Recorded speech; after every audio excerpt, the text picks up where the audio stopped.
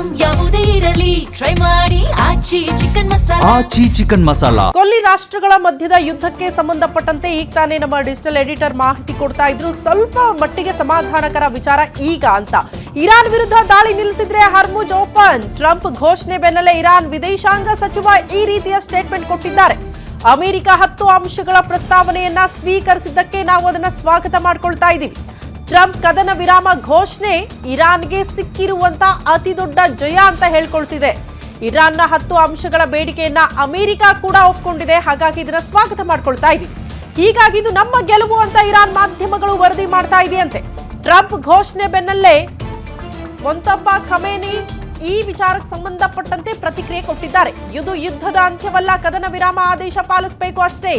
ಇರಾನ್ನ ಎಲ್ಲಾ ಸೇನಾ ಘಟಕಗಳಿಗೆ ಈ ರೀತಿಯ ಆದೇಶ ಸದ್ಯ ಇರಾನ್ನ ಸರ್ವೋಚ್ಚ ನಾಯಕನೇ ಕೊಡ್ತಾ ಇದ್ದಾರೆ. ಇರಾನ್ ವಿರುದ್ಧ ದಾಳಿ ನಿಲ್ಲಿಸಿದ್ರೆ ಹರ್ಮುಜ್ ಅನ್ನ ಕಂಪ್ಲೀಟ್ ಆಗಿ ಓಪನ್ ಮಾಡ್ಬಿಡ್ತೀವಿ ಅನ್ನುವಂತಹ ವಿಚಾರವನ್ನ ಸ್ವತಃ ಇರಾನ್ನ ವಿದೇಶಾಂಗ ಸಚಿವರೇ ಈ ರೀತಿ ಸ್ಟೇಟ್ಮೆಂಟ್ ಕೊಟ್ಟಿರೋದ್ರಿಂದ ಸಹಜವಾಗಿ ಇದು 10 ಅಂಶಗಳಿಗೆ ಸಂಬಂಧಪಟ್ಟಂತೆ 2 ರಾಷ್ಟ್ರಗಳ ಮಧ್ಯೆ ಒಪ್ಪಂದ ಆಗಿಬಿಟ್ರೆ ತಾತ್ಕಾಲಿಕ ಕದನ ವಿರಾಮ ಅಲ್ಲ, ಪೂರ್ಣ ಪ್ರಮಾಣದಲ್ಲಿ ಕದನ ವಿರಾಮ ಆಗಬಹುದು ಅನ್ನುವಂತಹ ಸಾಧ್ಯತೆಗಳು 2 ಕಡೆ ಕೂಡ ನೋಡೋದಕ್ಕೆ ಸಿಗ್ತಾ ಇದೆ.